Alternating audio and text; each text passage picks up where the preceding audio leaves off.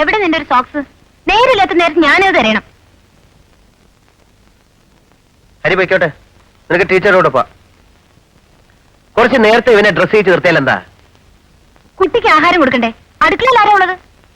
ഓ, പുതിയ പണിക്കാരിയും പോയോ?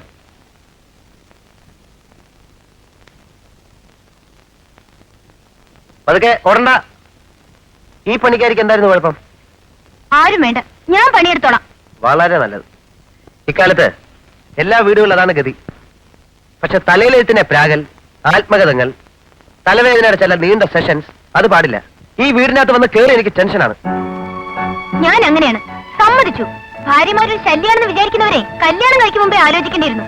ആലോചിക്കായിരുന്നില്ല, പക്ഷെ ആ മനുഷ്യന്റെ ദൈന്യം കണ്ടപ്പോ സഹതാപം തോന്നി. നീ തൂക്കാൻ അധികാരമുണ്ടെന്ന് പറയുന്ന ആൾ നിന്റെ അച്ഛന്റെ കണ്ണ് പറഞ്ഞിരുന്നു. എന്റെ അച്ഛൻ കരയേ? കാല് പിടിച്ചെന്ന് പറഞ്ഞില്ലല്ലോ, ഭാഗ്യം.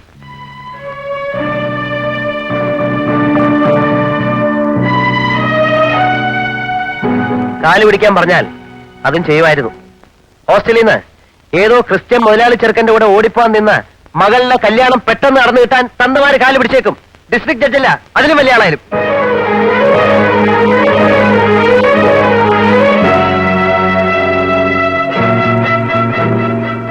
ഒരു വ്യവസ്ഥയെ ഞാൻ പറഞ്ഞുള്ളൂ, കാശല്ല.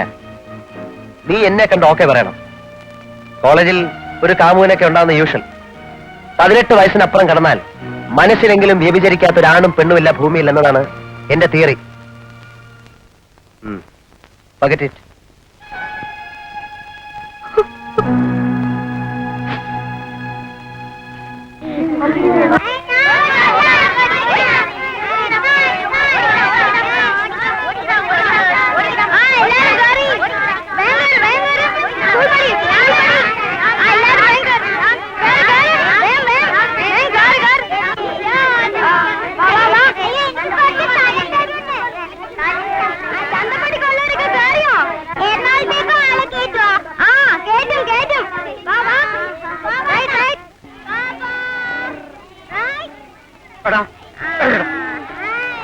അത് കഴിക്കണ്ട, ഇറങ്ങുന്ന പറഞ്ഞത്.